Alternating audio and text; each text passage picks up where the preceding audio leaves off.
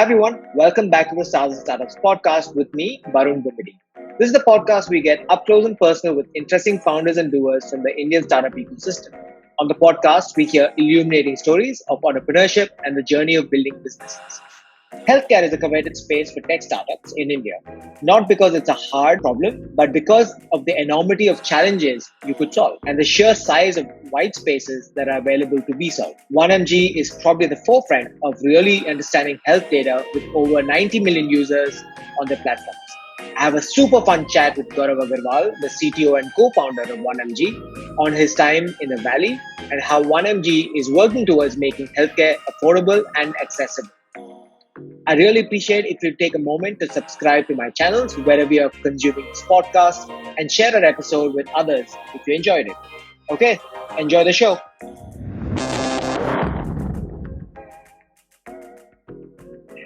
Hey guys, today we have Gaurav Agarwal of 1MG. Let's say hi. Hey Gaurav, welcome to the show. Thank you so much for having me. No, I'm super excited. When I first got started on the internet, more or less, and I started enjoying doing things on the internet. One of the first companies I interacted with was Facebook and, of course, Google.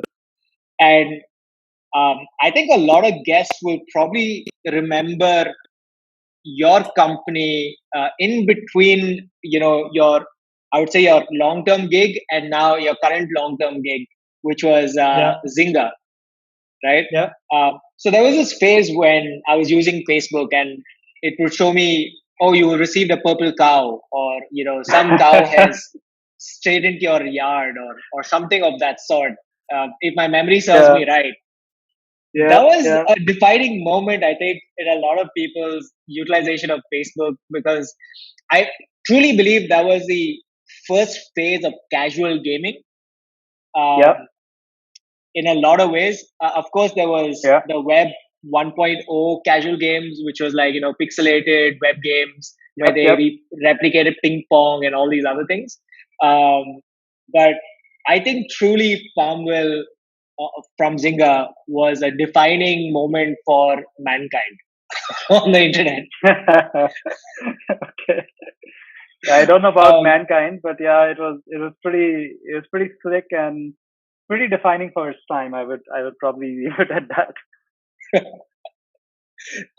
Tell me something. You were for a long time at a company called NetApp, and by long time that was 9 years, and you chose to go to a gaming company. I'm sure for great reasons, but I'd love to hear how that transition happened. Yeah, no, so it's a funny story actually. Both staying at NetApp for really long term and then moving on to Zynga. So, I graduated from IIT Delhi 2001. I got a gig at NetApp, working out of the Bay Area. So very fortunate that way.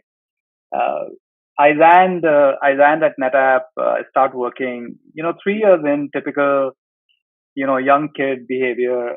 2.5, 3 years in, I got bored. So I was like, I need to do something more interesting, tougher, harder, whatever.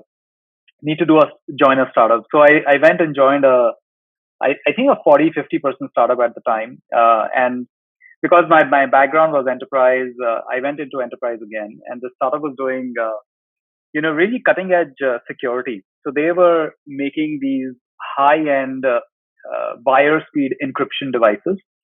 So like an FPGA security chip, and their customers were actually, National Security Agency and the big banks. So like really advanced stuff and things that most people probably haven't even heard of. There was Federal Information Processing Standard, FIPS 140-3, and so I joined. It was very fascinating, and the founder was this really inspirational guy who'd done other hardware startups before. So I joined that. A friend of mine joined that startup as well, and within a month, that startup got acquired by NetApp. So you went back to the mothership.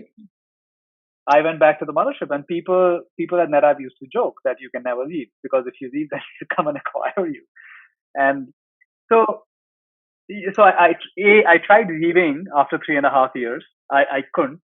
And then for another couple of years, it was actually very interesting because they kept the company separate. I was working on, really very interesting security stuff, key management, etc. And then I was growing a lot. And because NetApp was such a hardcore technology company, there was very little differentiation between an engineer and a product manager, meaning engineers did a lot of innovation from a product standpoint as well. So it was very exciting. But the big challenge that I saw at NetApp was I felt there was this other world which was running at this really breakneck speed, shipping products every month, every week, every quarter. And at NetApp, we used to take a year and a half to ship something. And Oh man. what happened was I used to work on multiple projects, and they were all the next generation stuff. So I worked on next generation enterprise search systems and next generation this and next generation that. But by the time we got around to shipping, the projects got canned because it took so long to ship anything. The markets changed and the strategies changed, and they would just cancel the product. So after 8.5 years, I decided that this is not what I want to do with life, and I wanted to be someplace where things moved a lot faster. And I think, to be very honest, and NetApp, by the way, is a great place. The kind of intellectual stimulation that you could get there, the kind of products you could work on was just mind blowing. And I decided that there were two things missing. One was the pace at which we worked, and the second was, getting customer feedback on the products that we built. And for both of these things, I wanted to do something new. So a friend of mine had just joined Zynga, and it's funny. He reached out one day and he said, "Are you ready to do some real work again?" And I said, "Yeah, I've been looking for some real work for a little bit now." And he said, "Okay, come interview it." I'm done building shelfware. Let's start doing Yeah, I'm something done building interesting. shelfware. Yeah, so I went interviewed, and compared to NetApp, this is 2010, right? And Zynga had a runaway hit in FarmVille. I think they were touching 30 million daily active users a day, and Zynga was just another level of crazy. Like, I had never seen anything like that in my life ever. And they interviewed me. The whole interview process was like a, for lack of a better word, shit show. Meaning, they were trying to find people. Systems were on fire, and engineers had to weave in between. And I just loved the energy. It was you almost like felt alive. And the thing I loved about Zynga and the whole interview process was they nobody claimed they knew what they were doing, but they were there to figure it out and enjoy the ride, right? It's unfair to say they didn't know what they were doing. I think they knew very well what they were doing. And I love the fact that there was an opportunity to actually work very closely on building something that consumers would either love or hate, and you could get very quick customer feedback. And fortunately, I made it through the interview process. Throughout the interview process, I didn't know what I was interviewing for, right?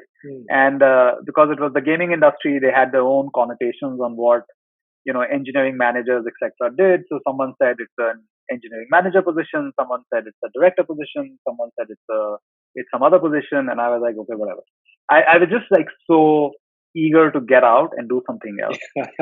And then a few weeks later they called. They said, look, we have this game called FarmVille, and this game is looking for an engineering manager. Would you like to join? And I was like, sure. So anyways, that's how the journey started. And you would think Zynga was 900, I think almost 900, maybe 1,000 people at the time. So I landed in. There's some orientation where they give me stuff, and then I landed in the studio. So they used to call these gaming studios. And in gaming studio, I was shocked. There was no one to welcome me. There was no one to orient me. And I said, hey, I just joined today. I'm supposed to be an engineering manager. I found one of the guys who interviewed me. He said, "Hey, here's a desk. Make yourself comfortable." And I sat there, and I came, of course, from a big company which had all these processes and everything.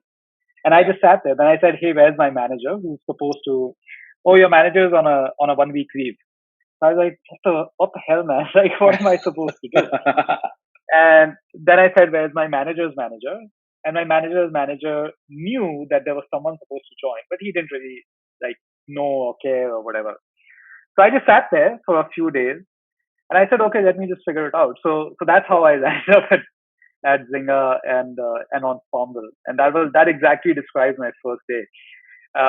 Messy, crappy corporate studio where I didn't know what I was doing, and nobody really cared what I was there to do. So yeah. So when you joined FarmVille, rather when you joined Zynga and you're joining the FarmVille team, did you know what FarmVille was at that time? I did.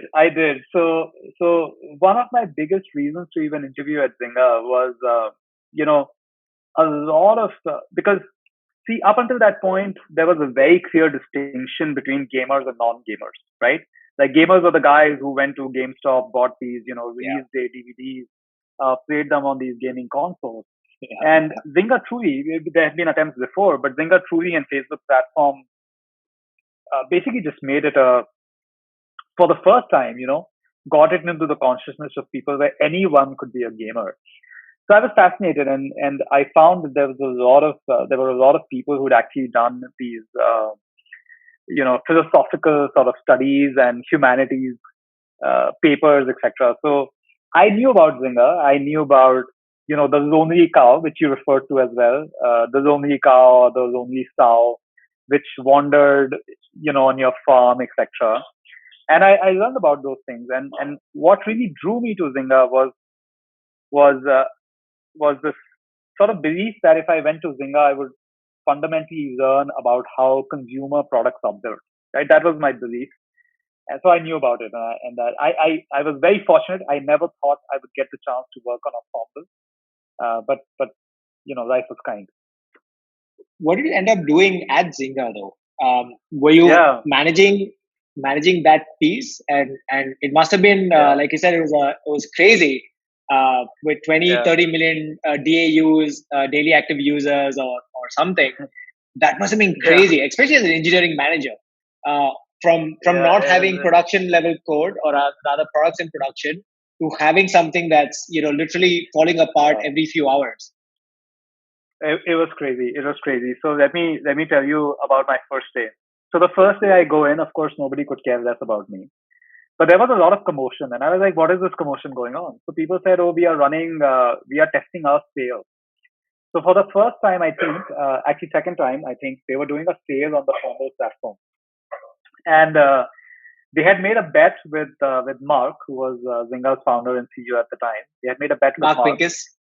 Yeah. Mark Pincus, yeah. So they had made a bet with Mark that if they crossed, I think $2 or $3 million in a day, I think maybe 2 or 3, I don't remember now, then they would all go to Vegas. So this seemed to be the way to celebrate at Zynga. Of course, there was a sale going on, and they crossed, I think, if I remember correctly, they crossed $5 million that day, one day. Okay, and the first day you join a game, you cross $5 million, right? I had never ever been exposed to a product that could do revenue like that, and we went to Hawaii. Okay, we didn't go to Vegas. We went to Hawaii as a team. So that was my first day experience. Now I joined as a director of engineering. So we had a team of around 40 people, 40, 50 people, split between 2 directors, and then we had a vice president of engineering. They were called like producers to some extent, or COO, chief operating officer. So it was, each studio was set up as its own functioning like business, if you will. So there was a CEO who was FarmVille's studio CEO, and then there was a chief operating officer. The chief operating officer looked at everything production wise, and then under the COO, one of the teams was engineering, and I led part of the engineering team.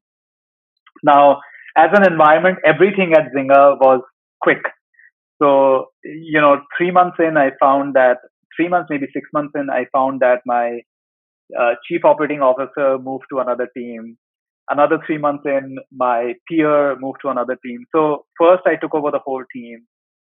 In a year's time, I became the chief operating officer of the game, and then in another few, I think 6 months time, I became the general manager or the CEO of the game. So that was that was like the journey, and it all happened in a very very quick time frame. So yeah. In your mind, you must be thinking like, what did happen in 9 years has happened in 6 months. You know, yeah, but it was so exciting, and I realized that there were no bars. Like the thing I loved and I still love about Zynga is that there were no bars on what you could or anyone could do. I think hats off to that team. If you demonstrated, so I still remember there was a Zynga value which is also a 1mg value, and I'm very proud that I copied it off of them. Is to be a CEO, and Zynga took being a CEO to extreme. Like if you were a CEO, you were expected to break walls, break down barriers, and just get shit done. And it was amazing the kind of like not brash but direct culture that we had. Like if you didn't like something, you said it to people's faces. You just got it done, and it was amazing. It was amazing. There were a lot of things which were not good about probably or not as mature about that place as well. But the culture was amazing in my view. I'm guessing the last sentence you just kind of said it in passing has a lot more weight, because Mark Pincus is known to be a very brash guy, so it's kind of top down. Yeah. Mark. I loved working with Mark. I mean, he's a great guy, and he's completely unfiltered. To his credit, I think they tried to get him to be a little more filtered later on, but he's completely unfiltered. He would come to our meetings and he would just say stuff that was on his mind. He was like, if your job's dependent on it, then you would maybe try harder. And he was right. He was always looking for results. And the amazing thing is that I was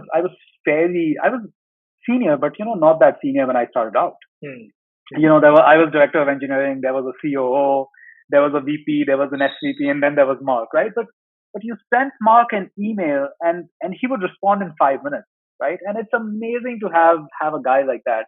You send him anything, and he would respond. You ask him for time, and he would set up time. And I think that was the other thing which was just amazing about Zynga, was that everyone was so approachable across the board, and I think that was really fascinating. And folks I worked with, like a lot of what I learned on consumer products and data-driven decision making, I learned from Zynga. We were anal about data. There used to be this organization that one of the co-founders of Mark had set up, which was called the Central Product.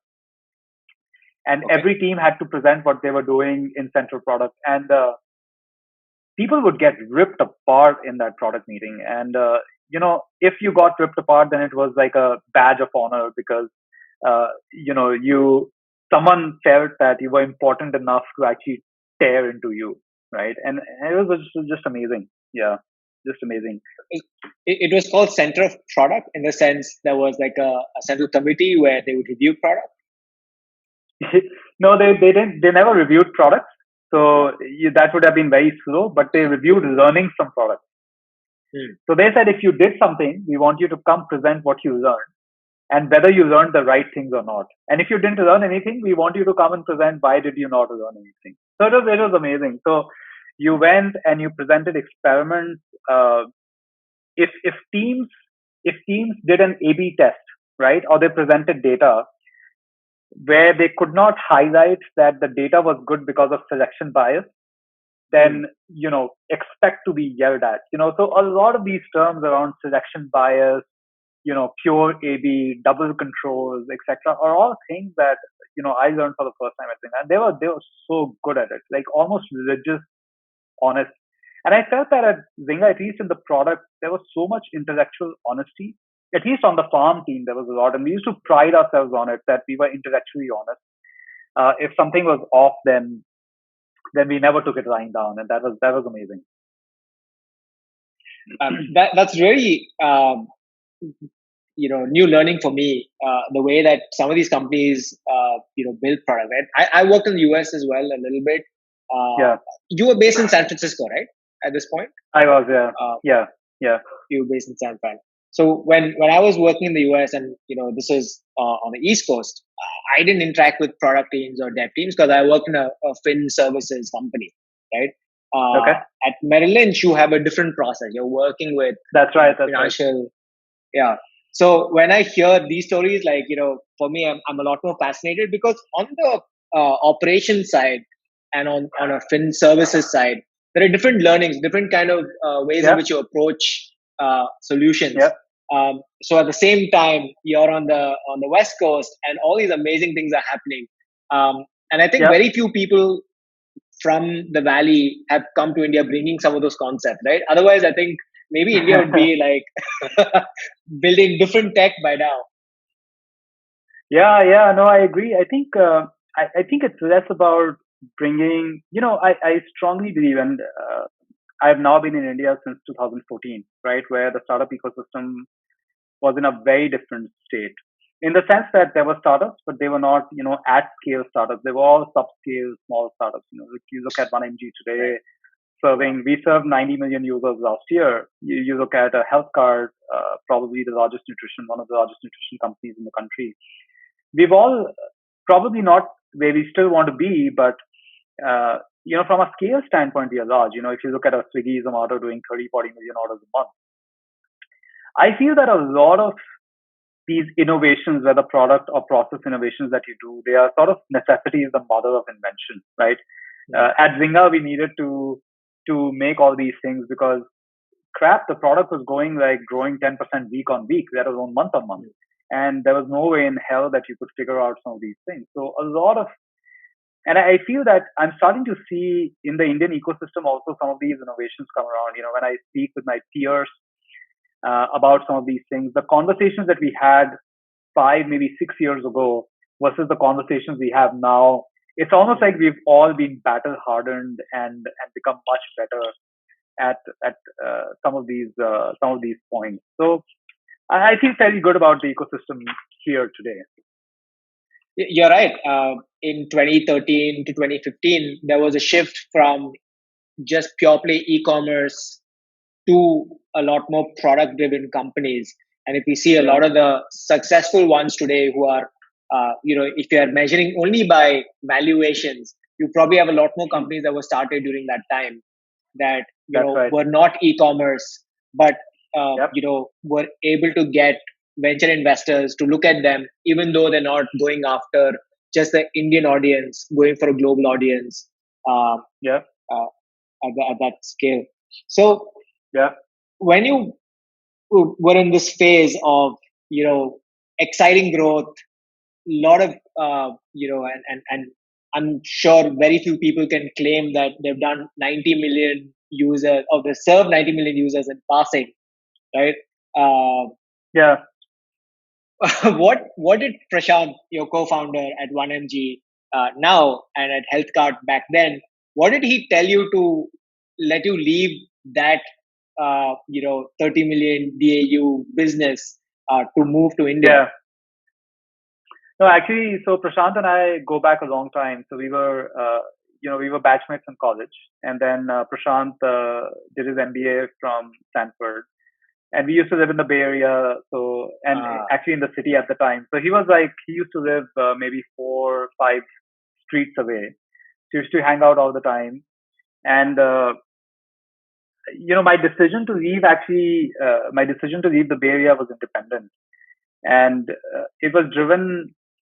Zynga was great, but after you do that for 2.5 years, you also learn whether it is for you or not.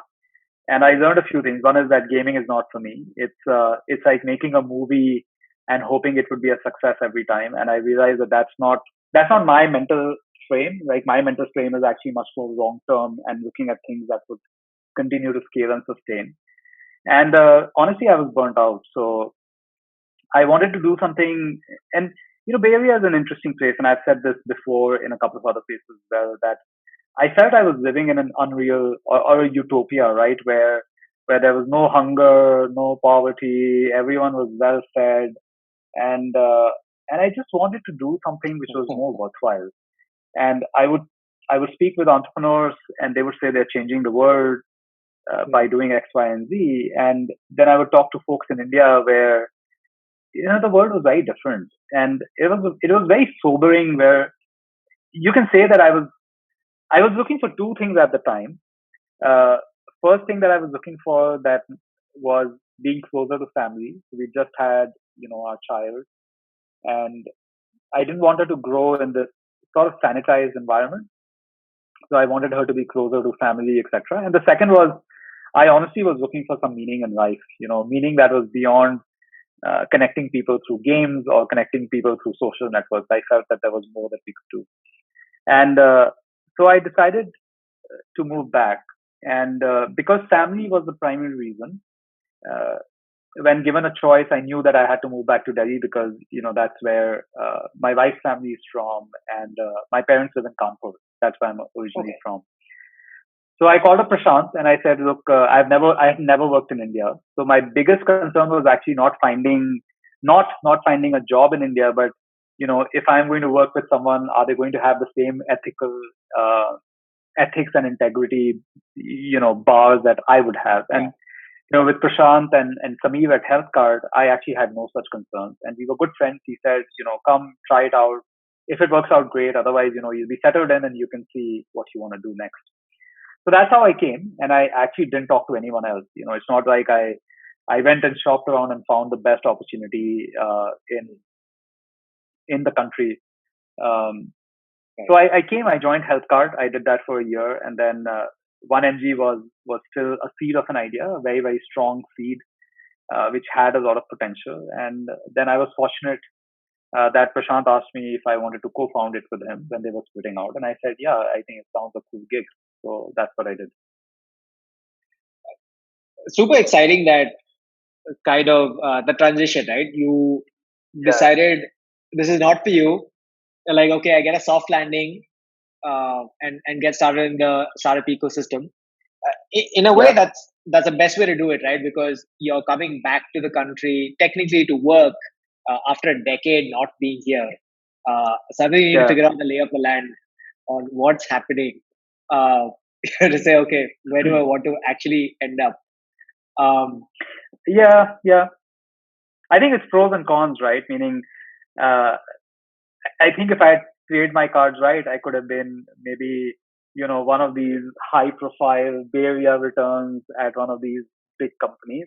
And I probably would have, in a year or so, I would have returned back to the Bay Area because I couldn't make it work. It has, but I think I took the slow and steady approach where I was clear about what I wanted and I stuck to that. So yeah, you can say in hindsight, I think it probably was the right way of doing it, and I think it worked out reasonably well. Yeah, I believe that at that point, a lot of the e-com companies were hiring folks from the valley just so that they can, I think a lot of the times they started an e-commerce company, they try to run it, put so much money behind it, but they were just not able to figure out why they were not able to sell beyond a certain value. And they thought, hey, we bring some folks from, the Bay Area, it might just change the trajectory a little bit. I think there were fairly legitimate reasons to bring folks as well, in the sense that, a lot of what these companies were struggling to do because they were growing so quickly, they were able to get folks who had probably seen that sort of scale before and knew what to do, right? You can always learn by making sort of mistakes and fumbling your way through things.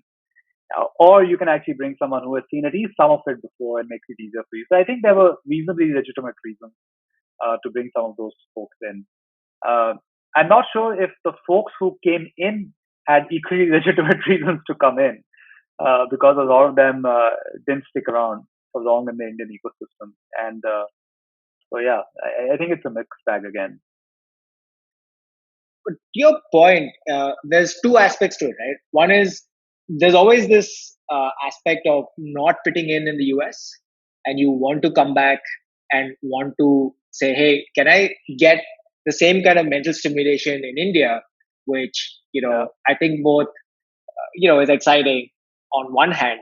And on the other hand, you're like, maybe I will also be able to grow professionally, which Yeah. again, there are a lot more folks now in the US building tech. It is not the early to mid 80s or the 90s where now all the American Indian CEOs are at, right? It's going to probably, Yeah. you're going to be competing with 100,000 more Indians for similar coveted positions.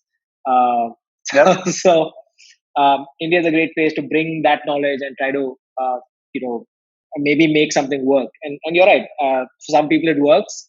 For some people, a lot of folks, they want that back, because I think professionally, Yep. at least on the tech side, like you brought up the example with Zynga, I'm sure there's a lot more.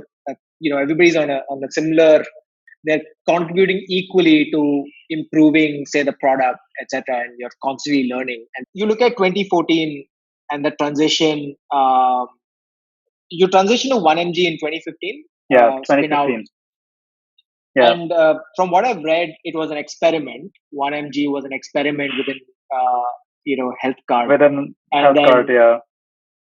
and then it kind of became took a life of its own. Yeah. Were you involved in that phase? I'd love to understand how that experiment worked, because a lot of large companies don't know how to run experiments.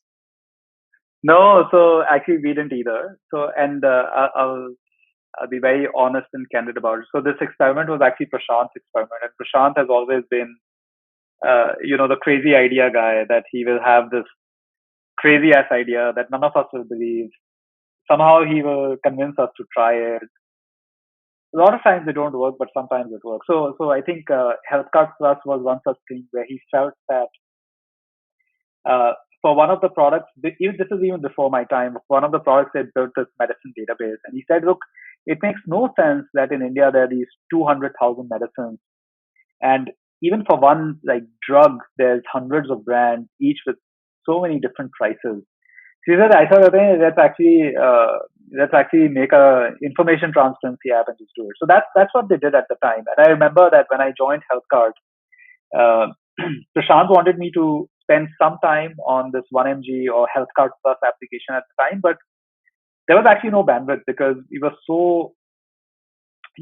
so busy with chasing the revenue targets and goals of HealthKart that there was no time. And Vikas used to work, Vikas, our third co-founder, he used to work on HealthKart Plus, and he would have the same concerns that, we don't, neither Prashant nor I. Prashant gave more bandwidth, of course. Neither one of us could give it, the justice that it deserved, And what's funny is that we would sit and see that 1mg application, despite focus, despite marketing. And when I say despite focus, there was some, there wasn't a lot. There were 3-4 people working on it at the time. Despite focus, despite marketing, just kept growing in terms of downloads, naturally, organically downloads. There were some things which were not that great. There was a commerce platform that was built. It wasn't growing because, again, there was not enough focus. And I think in 2014, we started to have these conversations that it seems like there's a latent need for information in healthcare. We had conversations around, what does it mean, integrated care, different aspects, etc. I think Prashant, again, to be very honest, he had probably the most evolved view because he'd been thinking about this problem for many years, and we still like to rib him that when he hired Vikas, he drew the whole vision on like a piece of paper, the proverbial napkin, the startup napkin, and we have framed it and given it back to him. So, and a lot of these things were still clear to him at the time. Some things that we still don't do today, they were still clear to him, and I don't know if we'll ever do them, but he had this whole thing planned out. So I think between us, we were all very excited that it seemed like an opportunity which was worthwhile. And I was, to be very honest, probably thinking that if I was to give something the next 5-10 years of my life, maybe more, then what could be worthwhile, right? And 1mg was, to be very honest, again, one of the choices that I could get behind. And there was something which was tantalizing about 1mg, the latent sort of need the fact that if it worked, it could be very satisfying, empowering. So I joined. I came on board, and since then, today, if you ask me what would I do if not 1mg, I don't think I have an answer, and I don't think there can be anything else which could be this satisfying. So yeah, it's been again fortunate, I would say. No, super exciting. Just to give you context, in 2014, I was coming off my last startup called Life Dojo, and I also spent a little bit of time in the Bay Area. Yeah. Well, between Colorado and Bay Area, and we were doing preventive health. And I started looking at preventive health in India at that point, and to Prashant's idea on not having the medical database, etc. I thought was just low hanging fruit in terms of, even if you're not creating commerce, there's probably a lot of value you could just add for people understanding what generics actually mean, and what, because I think there's a in colloquial utilization, you're always using brand names, right? You're calling, you're saying I'm using in India for sure. Yeah. Right. Yeah. And it becomes commonplace. Everybody just wants that, and subconsciously you don't really make a choice then, right? So for me, it was like, okay, generics are available in India. It's manufactured in India. Then why is it not being made available, right, more easily as far as information goes? And if I remember correctly, I tried to find databases that I could build this structure with, because I wanted a side project at that time, and I was coming off of that startup. And this was just before I joined Citrus. So I bought a domain name, RX Now, and I said, you know what, we're gonna we're gonna make this happen. But you know what, like most things, it just fizzled out for multiple reasons. So when you when now this has gained steam, you're doing a lot more than just a medicine database. Now you're offering diagnostics, you're offering services. I mean, I've used the service a couple of times, by the way, and I love it. I love what you guys have done with some of the new. I love it. Like it was amazing experience. The way that the app and the how I got the diagnostic information back and what I could get. I'm sure you're probably thinking about how to further use that information and then give more. But as things with product and business go, you need to really phase it out and figure out when to do certain things. But from the way I would look at it, you have millions of data points now from all the users who have used the set. And I know that you're doing some work with something called Triage.ai. How does this play in? And I know you are super excited about some of these things, so I'd love to get your perspective and what is the future here?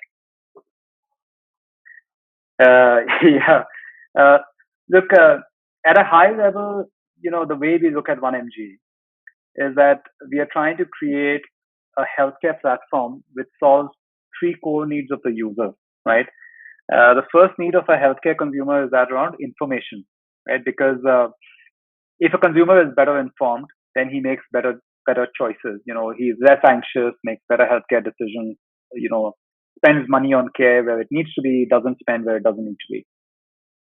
The second, we believe, a core aspect of healthcare is around access, right? And this is where India has traditionally been sort of very poor, in the sense that large cities like Mumbai or Delhi, you get good quality care, but the moment you step out, it actually falls off a cliff.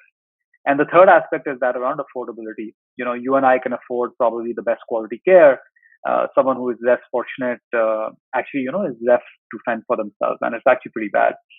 And at 1mg, we've always believed that empowering consumers to make better healthcare choices is what we are trying to do. We always have, and we always will believe that we are consumer-centric healthcare company. Everything that we have done along the way, through many circuitous routes, has always been to, work in these three areas. So, you would think that our information is static, but it's not. we have a team that is constantly researching, figuring out how do we actually make information better for users, simpler to use, more comprehensive, etc. We have a head of medical affairs whose core job is to think about how medical information can change people's lives. Uh, we have a full transaction platform built on top of it, which is not just pharmacy. And people confuse us with an e-pharmacy, but we are not an e-pharmacy. So pharmacy, diagnostic consultations, because we think that when a person is sick, he doesn't just need medicines, right? He needs medicines, tests, diagnostics at different stages in different quantities with different needs. Now, um, if you think about it, once you've put together an information and a transaction platform, right, what can you do? And eventually in healthcare, the holy grail is preventative care, right? How do you make sure that you can bundle all the service needs of a patient together, right? In one bundle, in one package, if you will. How do you make sure that a consumer finds that package affordable? So healthcare is also a financial problem to some degree. And then after that, how do you improve clinical outcomes? See, the mistake most people make, and we have made it as well, is a person who is sick doesn't want to think about sickness, right? He wants to think about life. He wants to carry on, continue living the life. And what we have to do, what we have a responsibility of as healthcare companies, is to figure out how they can live their lives and how we can seamlessly integrate with their life and make sure that they make better healthcare choices for themselves, right? So when you tell a diabetes patient that the only way for him is to give up all sweets and not enjoy life, then it doesn't see any outcomes, right? If you can exercise moderation, if you can provide other counseling approaches, etc., then maybe there's a balance that's possible. So what 1mg is doing and doing more of every day is figuring out how do we integrate deeper aspects of care in what we are doing. So last year we launched a subscription program where we bundled all our services together in one plan. Today we probably run one of the largest healthcare subscription programs in the country. We have around 150,000 active subscribers on the plan, growing 15% month on month. We are extending that plan to bring in, let's say, innovative healthcare devices, connected devices, continuous monitoring devices, coaches, nutrition, diet, doctor. We are thinking about omni-channel experiences. Most people don't know that we actually have offline presence as well. So we run pharmacies in some of the largest hospitals in the country. And through that, we basically provide an seamless offline-online connect between the patient and the care that they need. We do a lot of work with insurance. So again, folks won't know, but in India only has a couple of outpatient insurance programs, and their networks are actually serviced by 1mg. We do a lot of work with pharmaceutical companies around direct-to-patient therapy access. So what 1mg is doing is fundamentally getting into more care and more preventive care. To talk specifically about data, we don't have millions, we actually have billions of data points. So we have around 5 billion healthcare data points. We track everything that a patient does from a healthcare perspective. And we use that for a variety of things. One of the things we use it for is the AI triage engine.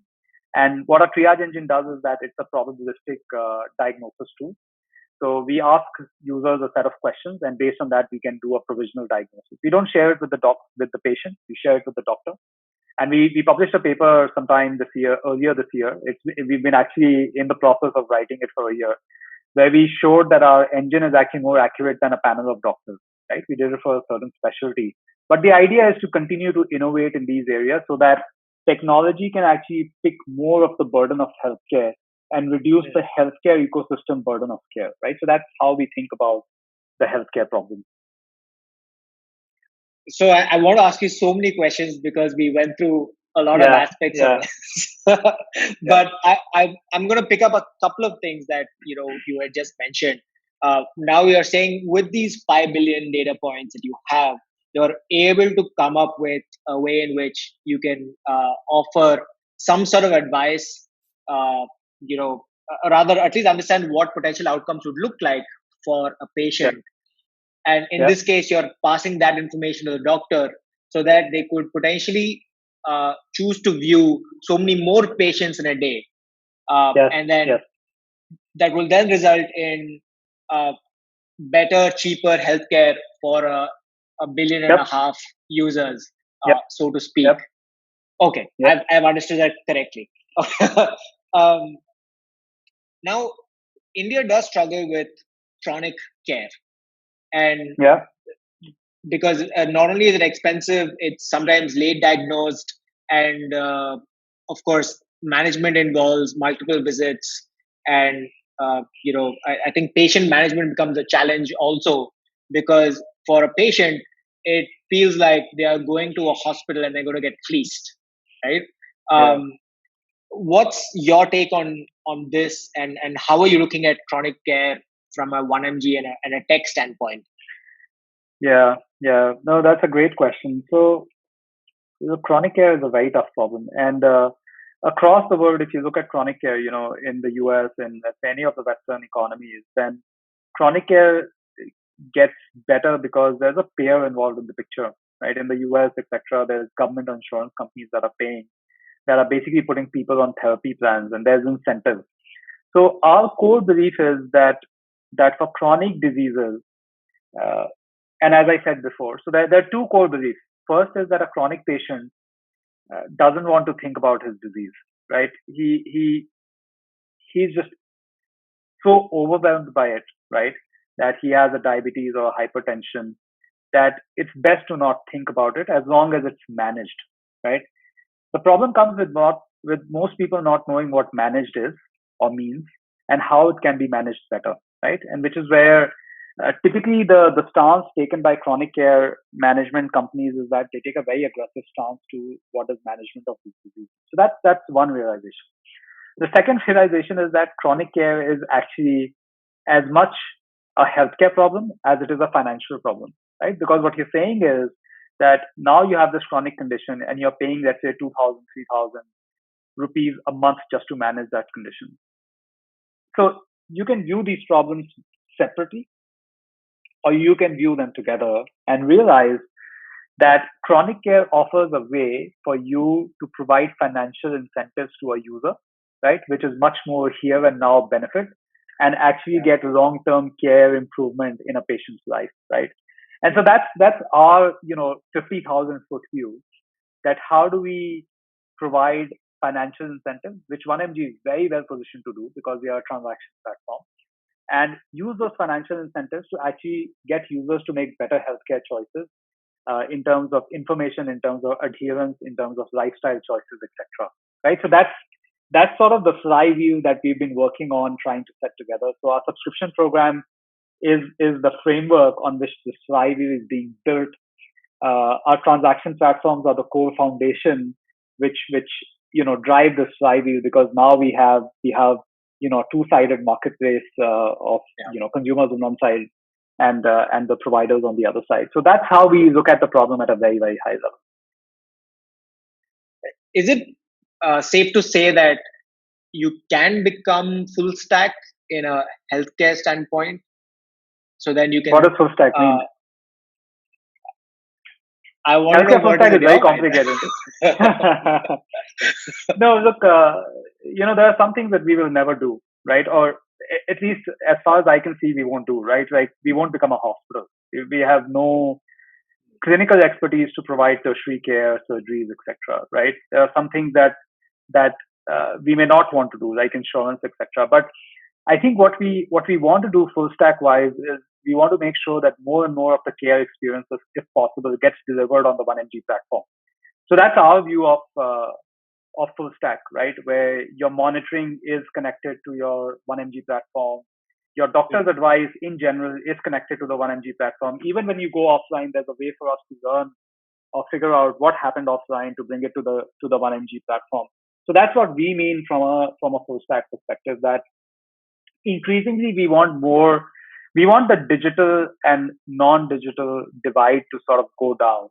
And we want more and more of the care to happen seamlessly, if possible, on the 1mg platform. So that's how we look at it. More recently, you had launched a product with Abbott. Yeah. Which product? Is this a recent PR or? Yeah. So you launched a continuous glucose monitor with Abbott about a few days back. Is this basically fit into that long-term vision where all the monitoring Yeah. and all of that comes onto the Yeah. platform? Yeah. Yeah. Yeah. So think of it this way, that, most diabetes patients, for instance, don't know how the daily glucose readings in India is actually across the world, but India specifically has really poor, monitoring rates, etc. We've done some surveys, and most people don't measure their blood glucose. People who are diabetic don't measure their blood glucose even, once a week, let alone once a day. My dad is a diabetic. He he just bought a glucometer, and he doesn't like to prick himself, which is understandable. Why would you want to prick yourself every day? So the idea behind enabling these new age devices, like CGM.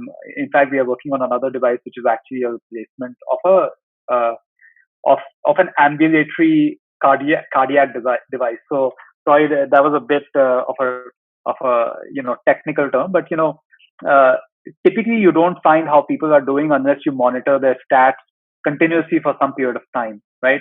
Now, what's happening? Typically, what happened was that these were very expensive devices and only fitted in hospital settings. But with the rise of consumer devices, etc., a lot of these are becoming accessible and with approvals, FDA, CE approvals to direct consumers. So one of the areas that we are thinking of, which fits into the care plan, is how do we bring those devices to give consumers a better sense of what their health looks like by actually continuously monitoring them in an intensive fashion for, let's say, a week to 2 weeks time.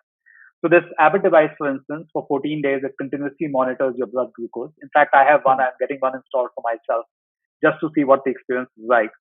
And then we follow it up with, a counseling session with a diet coach, a doctor, to tell people, what decisions they could be making better, what decisions are already very good, and how can they actually manage their condition better, or how can they avoid. India is a diabetes capital of the world. We have potentially 100 million diabetics, 65 million of them diagnosed, right? So the idea is, my dad is a diabetic, so I have a genetic predisposition probably to getting a type 2 diabetes. So these are things that we can help patients with better if we can enable some of these consumer edge devices and bring in the care component, right? So it all fits into that overall picture and plan.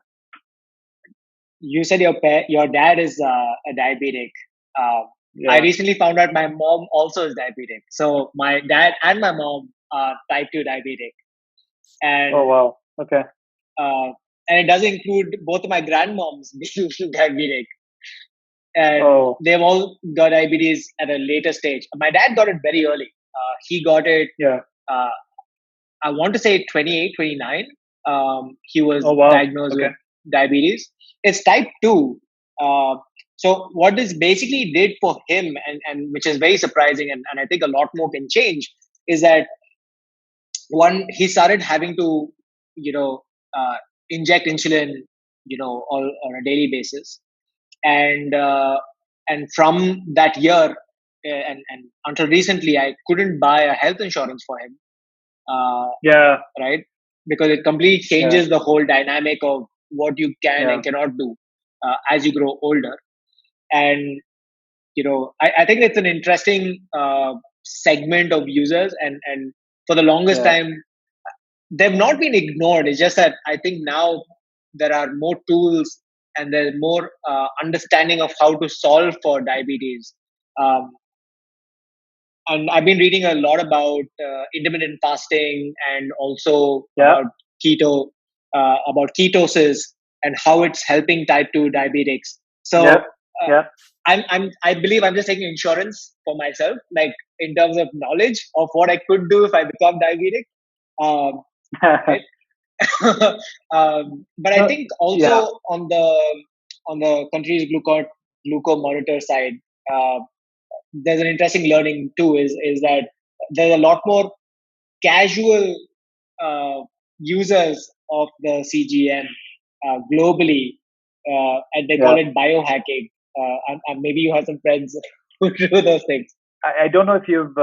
I'm sure you have, but there's this whole global trend of the quantified self. Have you read about that?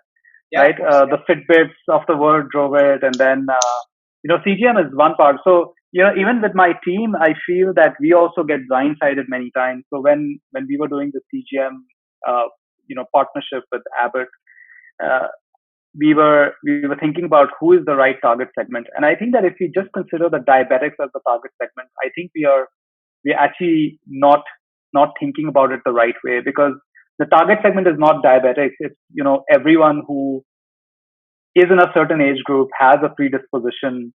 Like, I would love to figure out that I would love to get counseling and because it doesn't cost anything, for you and I getting a 3, 4, 5,000 rupee device once and getting, high quality counseling coaching to understand, what we can change in our behavior, routine, diets, etc., to actually maybe delay the onset of the disease by a few years. I think it's really valuable, right? And this information is not available that easily. So I'm very excited. I told my team that, we should actually target everyone who could be interested in quantified self, right? And we have a new cardiac device coming. My dad is 7 brothers. 5 of them passed away due to cardiac disorder. So I have that on my family as well. So I'm going to test that device as well. So to some extent, I think I feel like, a kid in a candy shop trying out all these new devices and how they can make, they make healthcare accessible. They delay the risk by a few years, and that's really the best that we can do, and get people more educated. And ties back again beautifully with 1MG's vision, of making healthcare understandable for folks. So I'm very excited about these devices, as you can tell. I too am, because as much as I am a gadget geek, I like to test out new things. I think these are things that actually make an impact, and there's not enough learnings also, I believe, from the Indian context, because a lot of things that you read and a lot of things that I've consumed have been with a Western context. Western, right? And in terms of how certain foods impact glucose, how do certain activities impact glucose. I could be wrong, and I don't think it's scientific, but I also personally believe that Indians, at least those who are predisposed to diabetes, process food differently, and hence you can't choose the same tools that have been given to you forever to also get to a solution, right? So if we did any test subjects, I'll I will make sure the team reaches out to you. Yeah, I'll make sure the team reaches out to you. Yeah. Gaurav, we've spoken a lot about Zynga and 1MG. Yeah. I read somewhere that you wanted to be a fighter pilot somewhere. Yeah. How does it feel to have ended up becoming an entrepreneur? Does it feel like, riding a fighter jet, or? You're flying by the seat of your pants all the time. So I think that part is common. But I don't know. I think becoming a fighter pilot was my mom's sort of ambition for me. My dad was in the army. He was a Jawan. So I think that was my mom's ambition more than my ambition. And I think I at some point conveniently figured out how to skirt around that. But for the longest time, I'm still fascinated. I'm a gadget geek as well, so I'm fascinated by airplanes and cars. Not in terms of owning them, but at least fascinated by how they are built and what goes behind them. So yeah, but it does feel a little bit like being flying by the seat of your pants today. I can see behind you. You have a bookshelf overflowing. Is that your bookshelf? Yeah, that's my bookshelf. It's the one. I realize that I don't have much for material possessions, but I love collecting books. I love buying books, and I buy whatever I can get my hands on. I don't get as much time to read. I maybe read a book a month, maybe 2 books a month at most. But I collect all sorts of books on all sorts of topics. So yeah, and there's more lying here and there. Well, I'm sure, like our listeners, if they're listening to it, do you have 3 books that you gift people? Oh, that's a good one. I think of the books that I can think of right off the bat. I think Sapiens is a really fascinating book. So I read Sapiens maybe 6 years back, when actually not most people knew about it. So I read Sapiens then, and I felt it was extremely fascinating. And in school, I think we all hated history as a subject, which was so boring and morose. But I find that some of the best stories are that which are told as history. So I think Sapiens is clearly a favorite. I think in fiction, I don't read much fiction anymore, but I think one other book which is very interesting is Gentleman in Moscow. And there's actually a bunch more, 100 Years of Solitude by Gabriel Garcia Marquez, or Love in the Time of Cholera, or any of the Jose Saramago books. I think they're fascinating. I try and stay away from business books. I feel that there's so much more to learn than business. So I stay away from those, but I mostly try and read about science and biology and physics and math and philosophy. So yeah. So have you gifted a lot of Sapiens? And what's the other most common gift that you've given?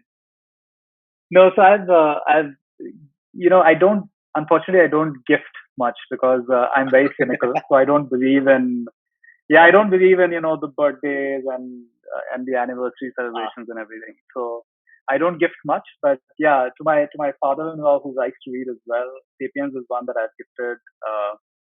Then I've gifted him The Gentleman in Moscow, which he loved as well. So those are two books that I frequently gift. Awesome. Hey Gaurav, this has been amazing. Thanks so much for coming on the podcast. Thank you so much for having me. Hey guys, you heard Gaurav Agarwal of 1MG on your favorite Stars and Startups podcast. So don't forget to subscribe and stay tuned for a lot more amazing entrepreneurs just like Gaurav right here.